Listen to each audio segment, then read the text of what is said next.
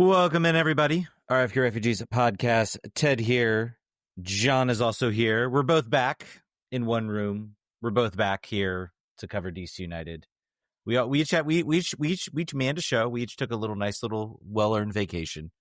And the punishment for leaving the other person hanging on the show is that we had to do a show by ourselves on itself. Yep. And I feel like we were rewarded with that, Jon, because we have some coach tactics to talk about. We have an exciting Spirit game to talk about. Kind of. Yeah. And we have a singular player rumor. We are just blessed, my friend. We are blessed with stuff to talk about after weeks and weeks and weeks of nothing to talk about. We are now blessed with stuff to talk about. This show's going to go 4 hours long because there's so much to talk about for the first time ever. Yes, exactly. How you doing, my friend? How was your vacation? I hope I'm rested. I had to come back to work today and go through 7 million emails and get up to speed, which is not ideal. But no, I can't complain. I did went to Busch Gardens, went to water country, went fishing with my dad, went to the beach, did a lot of crammed a lot of stuff into a week. What was your vacation? My vacation was also beach for a week, so I was out at the beach relaxing. Walked on the beach during the Austin game, which was a good decision. Not watching that mess of a game. But yeah, it was fun, and I think I can speak for everybody and Tom Flanagan that I was going to go somewhere with that and completely lost it. But Kevin Flanagan is no longer the coach of his team, and he looked very, very, very happy about it. Like he was finally ready just to go back and do his day job. Back to take a back step into the hedge, a la Homer Simpson, and never to be heard from or seen again. Yeah. And the Spirit are in El Salvador playing in games that happen when you actually win. Alianza, right? Exactly. But yeah, everything's good, and we're here to talk DC United and Washington Spirit as well. We're here to talk both teams. So should we jump into? So I don't know if we had a chance to really break down the press conference, the whole shenanigans with that whole thing. Apparently, it was visa related. Was Flanagan's? Yep. Yeah, they apparently thought that the visa was going to come soon. Maybe they got some assurances from their lawyer, who knows. They still have not rescheduled that press conference. I don't think they will ever reschedule. I don't think they will either, because I don't think the attendance is high enough for them to warrant it, honestly. No. There will I think we'll put this in now instead of chronologically. Very strange to note, the post-game press conference for the first game in charge for the new coach, no one was there. There was no phone call, there was no in-person media, there was staff feeding him 2 questions. And I don't want to say it looked like a hostage video, but it looked like a hostage video. I don't know if they even posted it, honestly. I know that it came to us, through the press release. Mm-hmm. I'm not curious. I actually don't know if it's actually live anywhere. If it is, check it out. I encourage you to look at it. It is on YouTube. It did make the rounds. Good. So they are releasing it. I don't really know what else to say. Obviously, I was at a Kickers game, so could not join the press conference. I'll also be at one next weekend. So no one could. There was none one. That's what I'm saying. Are you sure they didn't at least? Usually they send the link. I'm going to look. Usually they do send the link out. If they sent, okay, here's the deal. They either sent the link and no one joined it, or they didn't send the link and no one joined it. So the result is the same. I'm not sure what the process looked like. I'm going to look. So the interim head coach, there's the press conference. I'm trying to find, because they had to have sent it out. Did they? Apparently, maybe there were some technical issues. Yeah, they did send out a link to the Zoom for the press conference against Montreal. Just no one attended. I could have joined. It could have been just me asking him 30 questions. Yeah, it's really dire. It is. It's really dire when it comes to the availability and the press coverage that is going to happen to this team. Obviously, Stephen Goff has left the Washington Post. The Washington Post has replaced him with no one. There were, I believe, a post from Stephen. Oh, don't worry, Thomas Floyd will cover it. And there's some, and I apologize. I know Thomas Floyd a lot better. I don't know the other person, and I feel terrible about that. Who also covers, I think, a lot of the Spirit for the Washington Post. Ella Brockway. But no one's covering that. No one's covering the Spirit either. So, and the Spirit are like the one team that you feel like deserves that coverage. And I canceled my subscription. I was like, I'm done. I'm finished. It's over. The Washington Post and DC United have a very similar transfer policy right now. They're not bringing in too many names. Names are leaving, but no one's coming in, except for one. potentially. Why don't we start with that? That's the most exciting thing. Let's talk about why don't we talk about this game, this draw? Well, I do want to talk because I think do that first. I think there are some things. Obviously, it's Rennie Wheeler's first game. I don't know if there are any changes. Maybe some interesting caveats. 1-1 draw. Nice goal from. Aaron, I can't believe your boy Jackson Hopkins scores. I know. This is the only part that's exciting about it. I commented on the Instagram post about it. Yeah, Jackson Hopkins finally, he had up to now was the player on DC United with the most amount of games and minutes played without a goal scored. And now that's done. Most amount, I guess, in a league goal score. Remember, he did score in the Open Cup against Charlotte. Sure. Okay. Did he? Yeah, he did. Okay, well, in goals that count. In goals that count. Wow. I am totally telling Jackson Hopkins that you forgot his first. In goals that count. Goals that count. Did we win that tournament? Do you hear yourself right now? Yeah, I went to Nashville and watched that dream be snuffed out, so I don't think it really counted if we really think about it in the grand scheme of things. In goals that count. I cannot believe you just said that. Anyway, wow. So Jackson J. Hopkins 9,000 numbers has finally scored, has opened his league account.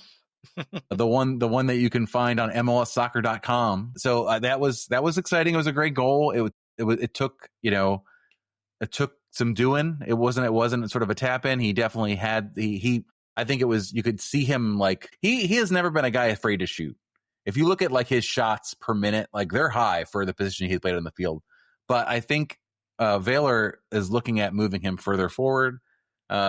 Which was, if you remember, if you old DC United heads may remember, that was where he came in. He came in as a 10/winger. He sometimes played forward for the academy, played all over there, and then went back to the defensive midfield position after he was hurt and returned as sort of a need. I think it was need based more than anything else. Yeah. But he finds himself in the right spot and opens his account. I was really happy for him. It was interesting to watch him. It seemed like you had Cervania and Peltola.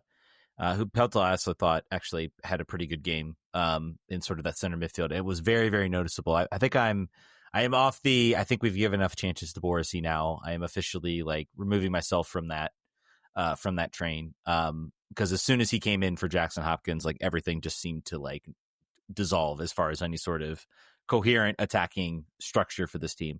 But it was interesting. Like it almost like Rennie Wheeler told Jackson Hopkins, like, you're going to be sort of the front of that press because he was the one that was pressing the midfield, pressing the defense, trying to win the ball, make things uncomfortable. And to his credit, I think that pressure contributed to him getting that goal scoring chance and that goal scoring opportunity because Montreal found it really difficult to play it out of the back, to try to move the ball.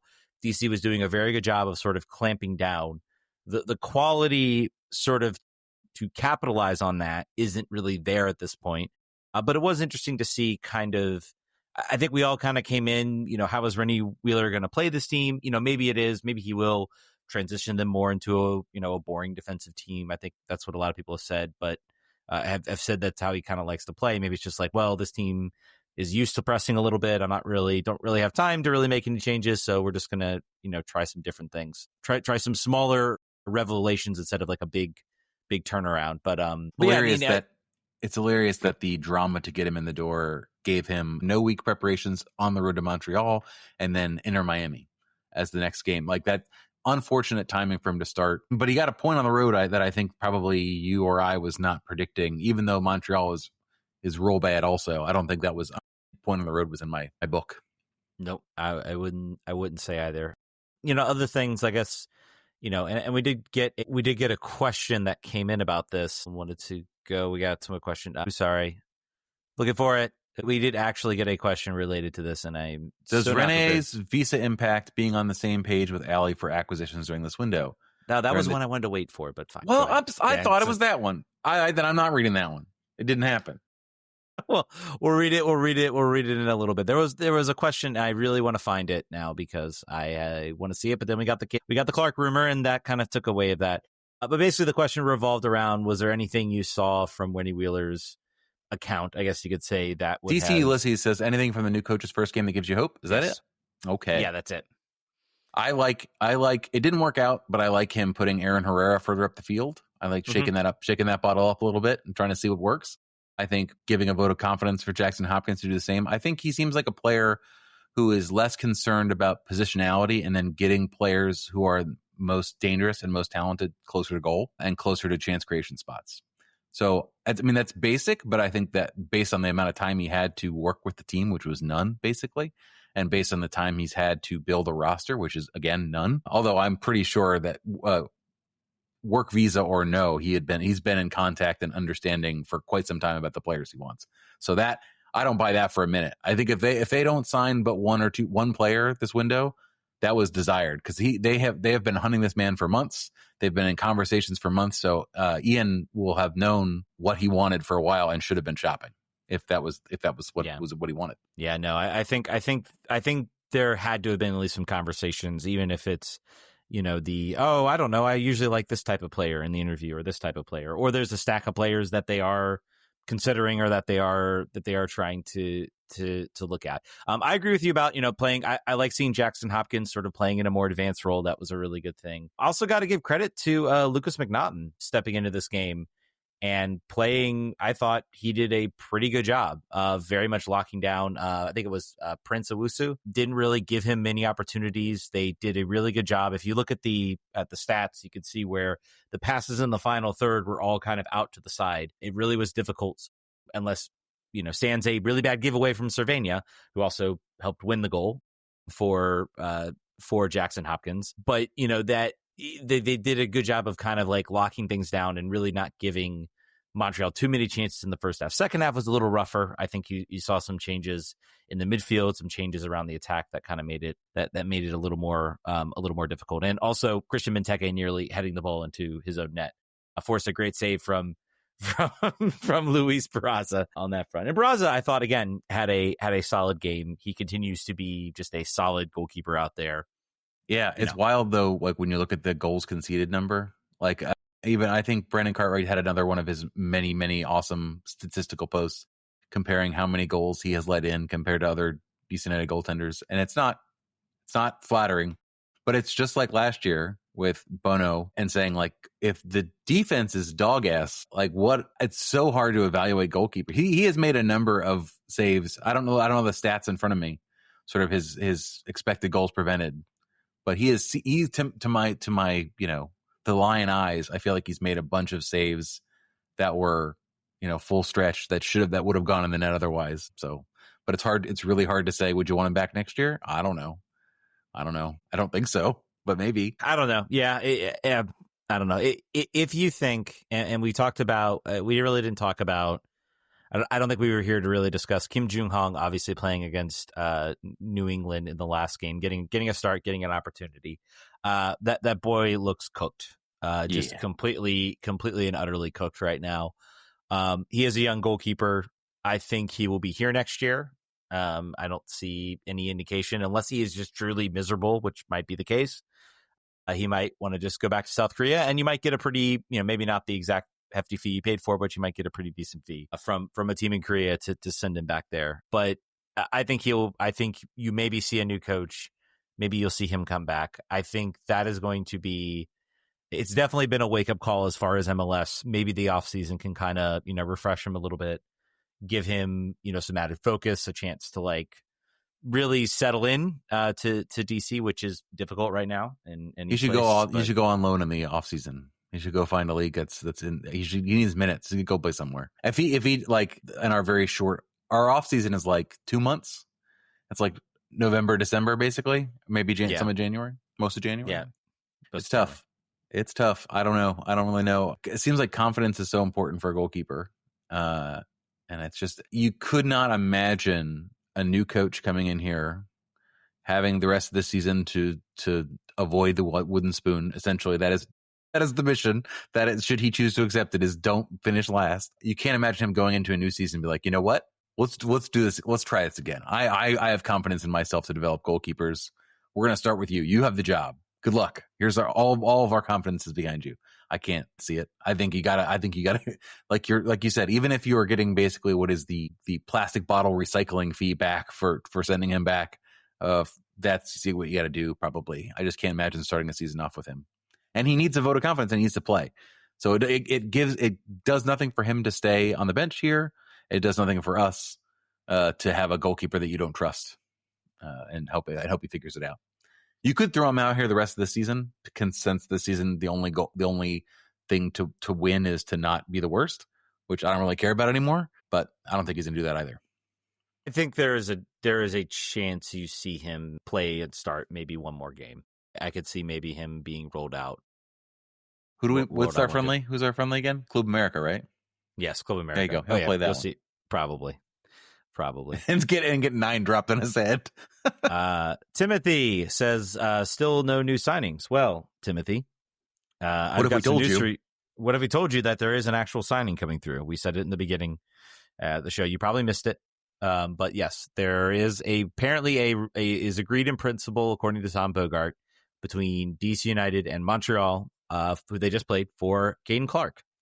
$700,000 in cash transfer, cash trade transfer, however you want to talk about it, is coming into the team. This is a player, obviously a former New York Red Bull, former Minnesota United, and then eventually moved to Montreal. He is 22, so he will apparently occupy a U22 slot. When does he turn 23? He turns 23 next year. Okay, then we can do it. Yep, you can sign him, and you can basically extend his contract. You can offer he just turned 22 in May, so a very young player, a player who had a lot of promise. I believe, if I recall correctly, like he had some weird thing where like he went overseas. I think he was part of that Red Bull. He was part of that whole Red Bull group. I think he might have gone to Salzburg. Yeah, no, Leipzig, right? Was it Leipzig? I think it was Leipzig. It might have been. It was Leipzig, and then he was loaned back to Red Bulls. Went back to Red Bulls had another loan for, I have no idea where this club is. There is a club in, goodness gracious, why can't I not see? Oh boy, Danish. It's in, yeah. Van Dijssel. Yeah, and then was traded to Minnesota United, and then eventually moved on to Montreal. So this is obviously still 22 years old, still a young player. Has not had, really the last time you could say he had really successful season was 2021, when he had 4 goals for the Red Bulls, and of course that was when he was 16-17. This is a guy that was like immediately thought of as being one of the top talents to come to the league. He was on his way up to the Bundesliga, to Leipzig. It seemed like the sky was the limit.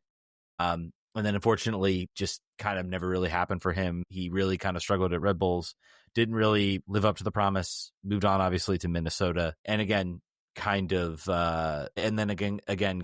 just didn't do well in Minnesota, did okay in Montreal. I don't know, like I posted this online. I posted the FB Ref, which if you go to our Blue Sky page, it is a little rich considering you look at the FB Ref and the underlying numbers and the stats, pretty similar to Ted Pietro, and Ted Pietro was again sold for $1 million, so we're getting a $300,000 like. There we go. That's the opportunity cost fee we're getting there for not having a player all year. For not having a player all year. Yeah, I won't admit I have not watched much of Montreal. I know that he is a player. And why would you? Yeah, why would you? Exactly. I never really also saw him much. Maybe I'll check out a couple games, see maybe how he looks, how he brings a little bit now that I know he's coming here. I don't know. Did he play against the game against DC? Maybe that's I didn't notice him. So if he did, that's not good. Yeah. We're going to hope that he didn't play.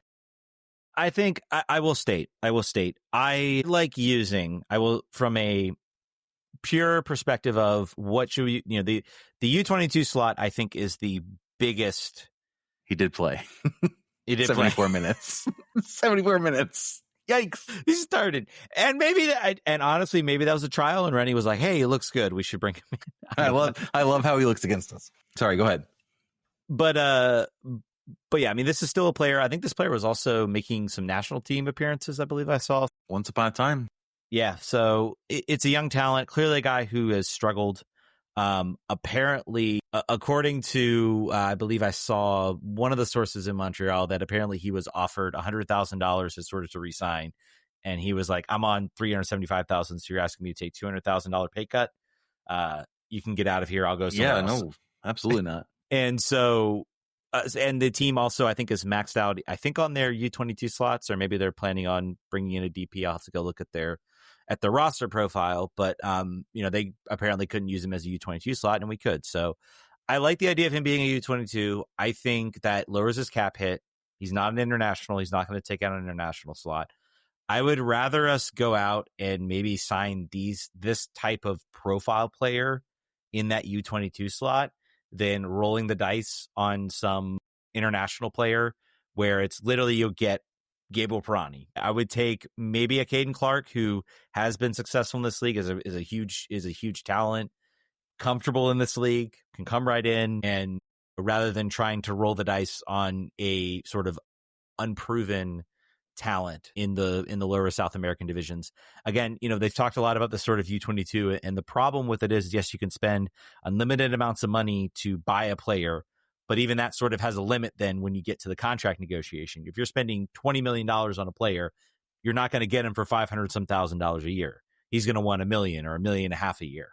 So that's the real sort of limiting factor of the U22 slot. So we are. I think the idea here is you're buying a player that had high potential that has not fulfilled that potential on a discount, with the understanding that the coach you're hiring is the most experienced manager you've ever had at your club, and that he can turn him into something that is approaching, a contributor. I don't think anyone's expecting him to rocket back to the national team.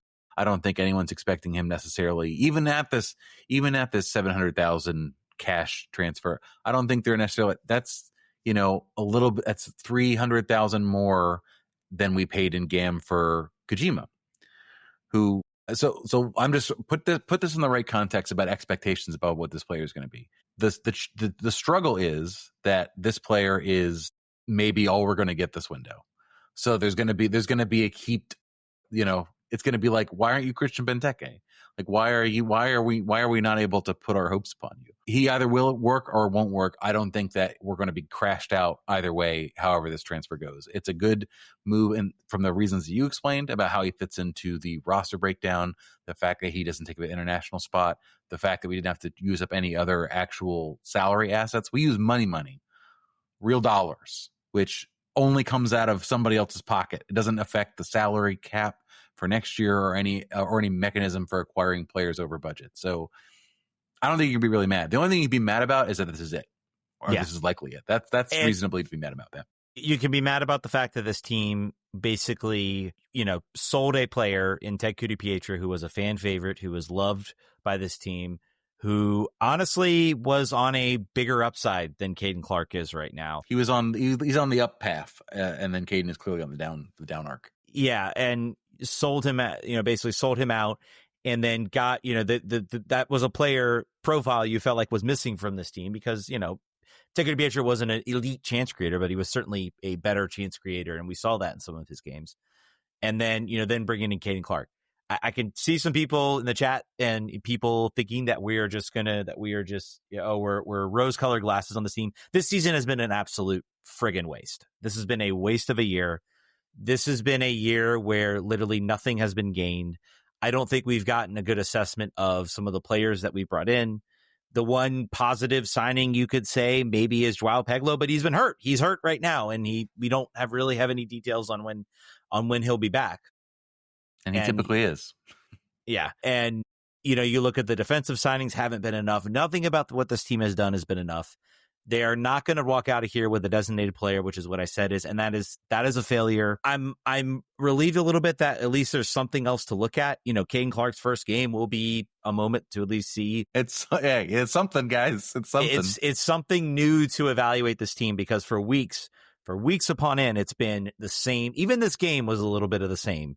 A little bit more of the same. How is this different from last season? It's a different year. The year is changed over. There's a new coach. All right. So before we had a coach whose LinkedIn page would have is very short and not impressive, and this guy's is super long and not super impressive, but it's at least very long. You can say he's been to a lot of places. He's older. I think this is the move that should have been made from the start. We talked about as the signings happen, as the original coach signing happened, you bring in a young, unproven former assistant GM to run soccer operations for DC United, and then hire a coach with not a resume long enough to sort of like help him out. It was two people being thrown into the deep end together with like very small oars to paddle the boat. And that just didn't make a lot of sense to me from the start. It didn't make sense to tie. If I'm Mackay, I'm not tying my first big major hire. And there's also rumors that this was not the guy he wanted to hire, but to someone so unproven, if I'm trying to make sure that I make it through my contract and beyond. So that's the only thing you could really be looking at and I have very little optimism. I want to be clear. The only optimism I have is that this coach has at least, something to look back on. He's won trophies in other places. That's a rarity for any coach that we brought in. He has a breadth of experience, not just coaching, but also doing the player development side and the acquisition side. So we were talking about, it's great that Mackay has an experience as an agent. This guy was a sporting director at a European club that played in Champions League, or at least in Europa League. Servette plays in Champions League sometimes. Yeah, maybe not. In the sweat. They definitely do in the women's championship. Anyway, that's the difference. From a roster perspective, we've cleared up some bad debt. We have less players under contract for 26 and 7 than we did before. But the ones that we do, I don't love either. So I think we're in a better salary cap position. I don't have apparently the Soccer Way cap numbers say that we're not. I don't think we have a Patreon, so I haven't looked at it, but if anyone knows. Yeah. They were saying we're in a bad spot. I just don't know that we are. Yeah, and I can't imagine we are. I think I believe I think it was in either the transfer needs or something that Matt Doyle posted. He said, rip the team down to the studs. And I'm like, we're pretty much for the most part, ripped down to the studs. I don't understand. A team with one DP is largely ripped to stud. Yeah, I mean, we got one DP on this roster, one active DP on this roster. We are pretty much ripped down to the studs. Let's get to the question that I apologize. I rudely, Chase James Nola says, does Reina's visa impact in being on the same page with Ali for acquisitions during this window? They're in the ticket sales business and they need something to point to. Paul, Russell, Zoltan weren't household names at the time, but this could be interesting to casual fans and obviously worked out. I think what you have to understand, first of all, to your first question, the reason, I think as far as their acquisitions go, I don't know how many discussions they've had. I don't know as far as appealing to a designated player right now. Apparently they were looking at Luquinhos, I think was what they were doing. And then things kind of soured with obviously they were going to get rid of the coach and that kind of all just fell by the wayside. I don't know. I mean, again, as we talked about earlier, there is no one really covering this team. Tom Bogart is pretty much the only source that had any sort of news other than coming from Montreal. So no one is really covering this team at all. So I think that possibly impacts the news we're getting. We don't have Stephen Goff anymore. Yeah, I want to think that there had to have been some discussions with Rennie. Honestly, if one of us had been if anyone gets on that isn't from the team, maybe that's a question that's asked. Are we planning on any signings coming up? We have 3 days till the window closes, and I guess they'll probably do a press conference on Thursday. So we might know by then whether this will be the only move. I would say at this point, I don't think we've heard anything. I would say at this point, this is the only move. This will be the only move. For better or worse, they're going to reload and eventually try to find somebody in the window. I think that's going to be challenging. It's very hard to imagine that we're not ripped down to the studs when we have 1, 2, 3, 4, 5, 6, 7, 8, 9, 10, 12 players under contract for the next year and beyond. How is that not? I mean, it's of those players, only 6 are above $1 million. So, and that's the thing that's really challenging, right? All right, I'm going to name you the 6 players that are over $1 million contract that we have contracted for 26 or 27. David Schnegg, $1.2 million. I think that's fine. I think that's good. That was for value for dollar. He's under contract for another year beyond this one. June is a dagger at $1 million, but I think they're going to again his cap hit. Yes. Yeah, his cap hit is 200. But if we're talking about a resource constrained team, that's probably not something we want to spend money on. Peglo at $1 million, great. I mean, he needs to stay healthy, but $1 million doesn't sink you of a player that can actually change the game. Lucas Bartlett on $1.3 million, that was tough. So we looked at him last year and he overperformed expectations. Where are you getting the 1 point? Gross remaining salary for the rest of his contract, because he has 3 years. So we have $1.3 million over 3 years left of his contract. And Peglo's $1 million over 3 years. That's got to be Gam heavy there. Boris now. I mean, I think we said it from the start, and that has been proven out. That was a miss. And Matty Peltola under contract, $2.2 million left for over 3 years. He doesn't seem happy. I don't know how you continue this. Basically, I just I don't know. It'll be curious to see how he adapt. Sometimes the new coach can come in. He might be saying, how these next few games go. He might be willing. I thought he was pretty good in the last game against Montreal. Okay, Montreal, but I thought he was pretty good. I still have not given up on the Matty Peltola train about him being potentially a pretty good player for us. I think, yeah, and again, Timothy saying has to go. Yep, I would agree. I would agree with you. Yeah. What do we think? So, what do we think about the Kane Clark move? What does this mean for our favorite player, Gabriel Pirani? I think it doesn't mean much. I don't think it's a 1-for-1 toss out. I think you look at this. There's not a guarantee that Caden Clark has to start for us. I mean, we should because we're the worst team in the league, and you want to probably put your assets on there. But if you look at the bench and other options we have, you could keep a Pirani and the Caden Clark. If you have an offer for Pirani, you should absolutely exercise it, as we've said. And apparently they do. So take it. Say yes. Like if you got rid of him and had Caden Clark, I think it's probably a push. Overall, Caden Clark has a bit more chance creation in his toolkit historically, but there are people who have been very convinced by the 5. Is it Pirani has 5 goals this year? Yes, I think they come in bunches. Yeah. Some people have become convinced. I saw somebody today on the Discord saying we've got our attacking 3 figured out. I don't know why they're adding attacking players. I'm like, bro, I don't think we have anything figured out on this club, much less Pirani figured out to be anything other than a guy that if someone comes calling, you take the deal.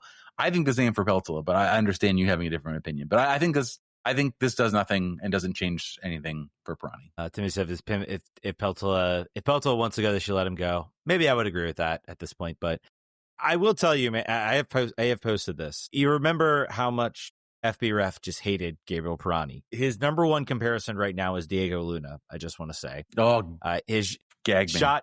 Is shot creating actions 63 percentile, so not perfect, but better. I mean, that was like his lowest stat at one point. It was like 7. And there have been some times when I feel like he's made some good passes. Mm-hmm. I don't know, where he's kind of found the right spots, or he's looked a little bit more confident. If he hadn't, we would not be getting these calls for him. Yep.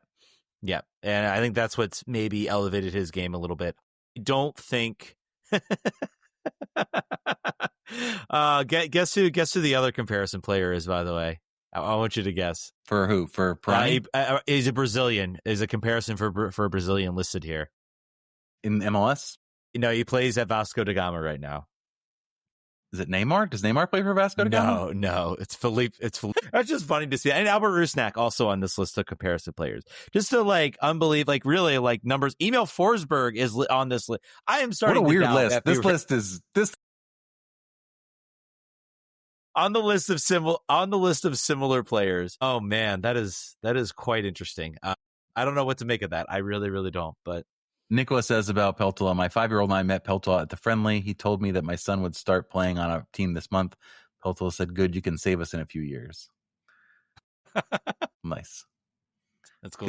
He's got the right sense of humor, the right gallows humor. I will be very curious to see what this. I have no read on the team's vibes right now. No one's covering the team. That hurts to not know. And none of these players are the kind to speak online. So it's kind of it's a struggle to not know how everyone's feeling. I assume everyone feels like garbage being in last place, but I would like to know how they feel about the new coach. Yeah, and we got Hoya's TCU says, just me, it's strange how quiet TCU has been about the new coach. No puff pieces on social media. No effort to help fans understand his philosophy or personality. It is weird. I will say, he just did get his visa. I don't think you're going to see him do many media stuff. Why was that not in the can? You had 2 weeks. You had a month and a half to write that puff piece. But as far as sitting down for an interview, and also I think the idea is also that Stevie Goff is no longer there. So there probably would have been some sort of piece on him. And now there's nobody. So we'll see. I don't know. And I think he pretty much got his visa and then he had to jump on a plane. I think you will start hear some things. What they've got the break coming up in September where they're going to have the friendly. That's going to be maybe an opportunity to maybe see some content. If we don't see anything there, then we know things are truly pretty bad right now. Someone asks, "Is y'all realize the U22 was designed to sign foreign young players?" Sure, that is a benefit of the U22 initiative spot, but it's not the only reason. It's actually been very effective at keeping players, young players in MLS, offering them more money, allowing them to take a less of a cap hit. It's been utilized to have players being traded and transferred within the league, and also take up those U22 slots. So also those hit rate. Also, the hit rate across the league has been very low on those spots for international spots. Go look at the list of U22 players that have signed, and the hit rate is extremely small. Usually, the only players that seem to really hit big are the ones that were like they managed to get in on a low number, and they were just highly touted elsewhere, and then they managed to sell. I think there was like a Chicago player who's now at like Aston Villa or something. Is it John Duran? I think so, yeah. I think he was on a U22 slot. So I think that it's like meme coins. Like they're just like, go spend $5,000 on Dogecoin and maybe it'll be worth a lot of money someday. But maybe it won't. Maybe it'll worth 5 cents. Yeah. Forget the new coach. Give us more seafood towers. Well, I have seen less of those things, by the way. I don't know if that's just my algorithm and the fact that I unsubscribed from DC United marketing emails recently. But I have seen less about the luxury box experiences in places. I think they may have realized that was a little bit too much. So I think that's it for DC United. Oh yeah. I have seen a lot of things about people talking about season tickets. I do feel like I think before we've always said like, do whatever you feels right. I think, understanding why you wouldn't want to do it. I think people should decline. I think people should not renew their tickets. I think that is officially my position is do not buy season tickets for 2026. They have not earned the benefit of the doubt. If you like going, buy tickets the day of. Take advantage of their promo deals where you get more tickets and food or beer for less than the cost you would get for your season ticket. People who have season tickets cannot give them away. So don't buy them. There's no reason to support the team in that way because they have not proven that they deserve it. And particularly this is like the worst. I mean, they've got another month until the renewals go out, but this is like the worst lead up to that deadline that their marketing and ticket sales people could have ever conceived of. There's just nothing. It's dead. So don't. Until this team turns around, until they actually show that they can make a successful team on the field. This again, I've said it earlier. Don't confuse any sort of analysis, any sort of devil's advocate about how this could be how this signing could work out, or maybe you see the logic in it. Don't confuse that with that. I agree with anything this year has been an unmitigated disaster on so many fronts about this team. They have been so bad, and it has been at the absolute worst time. This team is already, I mean, they're about to be mathematically eliminated, but they are very much out of the playoff picture. Anything like that. They're out of the playoff picture. They are going to miss the playoffs again for the 6th straight year. So, all right. Yep. I think that does it for DC. Let's jump into maybe a good team. Let's jump into the Washington Spirit, who, by the way, are in El Salvador right now, like we said, playing in the CONCACAF Women's Champions League, which I'm excited about. They play tomorrow night. I'm going to the home game against, I don't know who, it's like Vancouver Fever Academy team or something that's going on. I feel like the Spirit should win by 37 goals. I'm not certain, but I'm taking my daughter. We're going to be the third row. That paid $17 for the ticket. It's going to be something. This is only her second soccer game. I feel like I may be giving her like pure uncut, like too crazy stuff. Like I love the things that I remember the most. And I was older, obviously, when I started going to DC United games. But the thing I remember the most are like the Superliga games with like 75 people in the stands. Like I remember that acutely. So I'm hoping that this leaves a mark on her. Like this was weird. I could hear everything everyone was saying. I was like, yes, hope that's what you remember. But yeah, the Spirit are a team. The only good. What's the misery index thing you kept talking about? Who's putting that on? Is that ESPN? ESPN is putting on the misery index, yes, and including.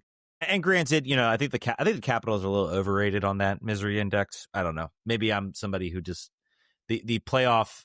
Yes, they won the cup in 2018, but everything else has been a little bit meh as far as they're concerned. So maybe they're properly rated. I think they were like right in the middle. And everybody's like, oh, well, the Ovechkin goal chase. I'm like, that was nice, but like it was. It was really crappy to bomb out in the playoffs again for the second round when you had a team that was actually pretty decent. But that's like the that's the baseline for the Capitals. That's sort of like that's the table stakes. But anyway, yes, you look at DC United are the second highest team in the misery index of MLS teams. Chicago actually being number one with 100, the DC United at 96. So it was very funny to watch. And then literally you looked at the Spirit, and the Spirit are a 0, which is 0 is good. That means your team is not. No misery whatsoever. And that is pretty much apparent. I think I had the meme post of like the Spider-Man holding back the bus from the kid, and it's like DC Sports Misery Index and Washington Spirit literally holding up all and of it. That's a Spirit team that has had approximately 37 head coaches in the last 5 years, and they're still finding their way. They still find their way to on-field success now at this point. But just a couple of things. We're not going to get too deep into the game. I think that as you've noticed, our coverage has diminished in this space as I have no longer been going to the games to watch them all. And I think Hey Spirits has done a really great job filling that void, and recommend everybody listen to them for that. But just a few points that I wanted to point out. The Sofia Cantore goal was just ridiculous as a entree into like your first action, your first start, your first game, your first start for the Spirit. To score that goal was bananas. That is sort of her game. If you look, you don't get on the Ballon d'Or list for nothing. You don't get on there just for, well, sometimes you do. I shouldn't say that. There have been some on the list you kind of wonder why. She's not one of those. So she earned her spot on there. Great to see that. Great to see her score that goal.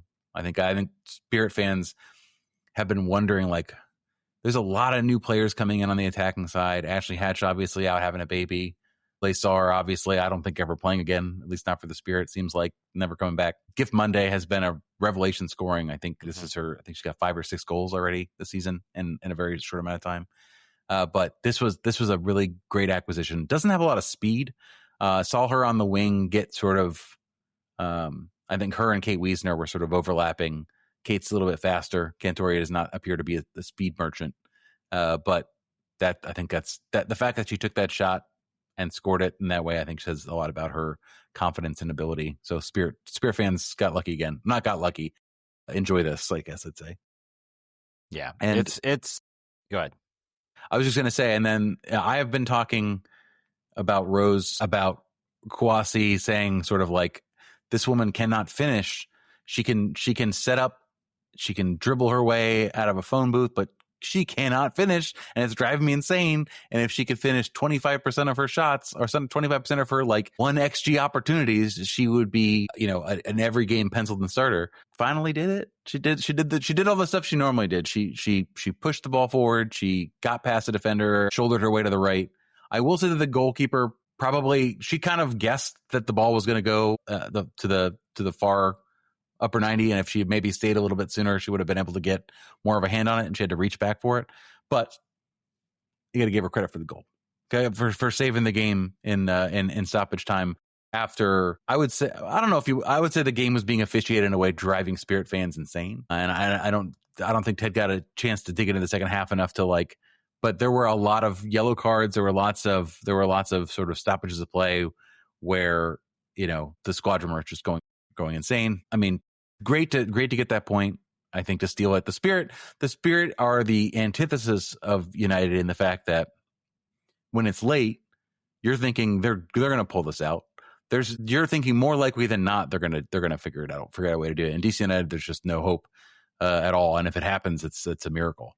But the Spirit are just operating. They have so much talent on the field. And if I was talking to my friend during the game, as you look at this lineup, over the last 2 years, they have turned this team into like an international, like all-star team in a lot of ways. Like they have upped the level of quality at every position in a noticeable way, and are filling the gaps with players to sort of like complement that. You're not seeing sort of the depth be forced into positions where you're seeing, a recent draftee get 15 starts a game or a year. It's just not happening anymore. Kudos to the Spirit for building this team out on the fly, having these injuries and having players leave for maternity leave that are major parts of the team, and not seeming to miss a beat so far. Yeah. Although I hope Andy gets back at the end of the year. I don't know if she will. Yeah, well, I'll be curious to see what the back half of the season looks like. Obviously, the big player coming back is Trinity Rodman, who's now starting to get herself more and more. Maybe we'll see her start. Maybe not. I don't know. We'll see her start in this game in El Salvador, but maybe next league game you'll see her get an opportunity. You'll see her get a start. The only thing I wish the coaching situation was just a little more settled for this team, because that whole situation's just been a little awkward trying to navigate that. But the team, it does look very good. I think really, and also to me, Adrian Gonzalez, I don't know. I thought the team played, again, I talked about this earlier, I thought the team played better when Adrian Gonzalez was there, and then Geraldo's came in and it was still good, but it just wasn't. And again, injuries maybe were, but I felt really like we were not expecting this team to be that good last year, and Adrian Gonzalez got them humming. Where I felt like they were just going to really tick off. Corey Bethune also, I will say, she's back to cooking. Yeah, she's back to cooking. She looks really good. I think still trying to, I am looking forward to seeing Trinity Rodman sort of step back in to the field full time. I think that will kind of help her have somebody she's maybe a little more comfortable with. But yeah, man, you look at Lacey Santos, again, excellent player, Bethune. And then you got Couture just like loading up in her first game and just like unleashing just a rocket of a goal. And Gift Monday, again, I think has been one of the best sort of new signings that the Spirit have had in a long time.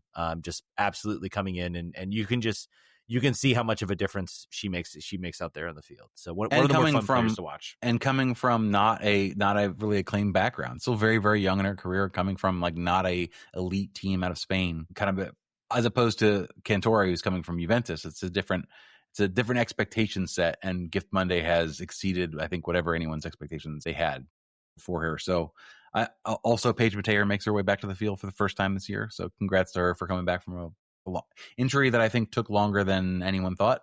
It was a preseason injury. I didn't think it would get all the way to now. But, pity the fools that still have to play the Spirit on the second half of the season, because they're healthy now. Knock on the loudest wood possible. But for right now and going into this tournament, they have a good roster to choose from. I think that they should use these games. You were asking if Trinity starts. I think they really should figure out a way to get a lot of minutes for Lacey Santos coming back from international duty, maybe just like a little bit because she's on more tired legs. But these players coming back from long-term injury, give them an opportunity to play with the attack, the play with the starters, basically. Like don't have Trinity and like all of the backups play. Like give them some time together, because that's really going to pay them off in the second half of the season. The top half of the NWSL standings are pretty tight. I think we're in fifth now. We're in fourth or fifth.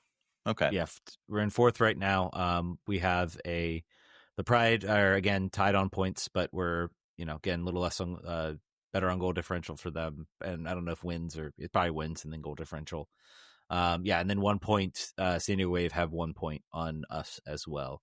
And then the Current are far ahead. They are going to win the Supporters Shield, or the regular season championship for the NWSL. They're at 40 points right now. They have 13 wins, 1 draw, and 2 losses. They're the Orlando Pride of this year, basically.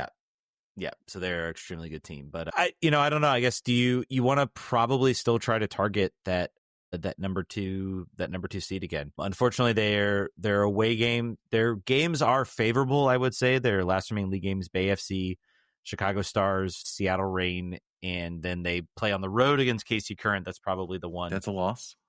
That's the 1-0 game. But you never know, man. Hey, they are a team that's coming together. So, and then of course, on the road to Angel City FC. So they have sort of a bottom half, I guess, sort of roster minus the game against the Current. So that game on the road against the Current will be a really good sort of examination of Adrian Gonzalez's like sort of tactical mindset. Figuring out a way to get points in that game on the road would be something that he could put a feather in his head about. I wanted to also call out and applaud the Spirit Squadron and the rest of the stadium in the 51st minute doing a free DC chant for the whole minute. And I commend the CBS team for shutting up and letting that just ride for a full minute. I think that was something that you'd not see on other teams. You wouldn't see sort of the team write a letter to DC talking about what's going on right now. So well, good for them for doing it. You would have expected one other team to also do something like this, but well, they didn't. They didn't. Yeah. Yeah. Not good. We don't got to say anything. Everybody knows. Yeah. All right. Anything else we need to drop, or I think that'll just about do it. That's it. 52 minutes, 53 minutes. Not so bad. Not so bad for being back. All right, folks, that'll do it. Thank you guys so much for listening again. We appreciate you guys coming in. Somehow, like even though I think our content has like dropped off, we're still getting people that are signing up at patreon.com/RFK Refugees. Thank you for doing that. Particularly, Thank you to the sickos that are signing up now. Yeah. There's been a couple people signing up now. I love you because this is not a fruitful relationship for either of us, but I appreciate your support. If this team ever actually does put it together and go on a cup run, you can like raise that you signed up at the absolute lowest moment. I think I posted the last title. I said for DC United, I said rock bottom has a basement. I don't know. Maybe Caden Clark is the light out of that basement, but probably not. I think we got some more rough waters ahead of us. All right, folks, that's gonna do it. Thank you guys so much for listening. We'll catch you guys next week. Vamos. Ending on the high moment of hope.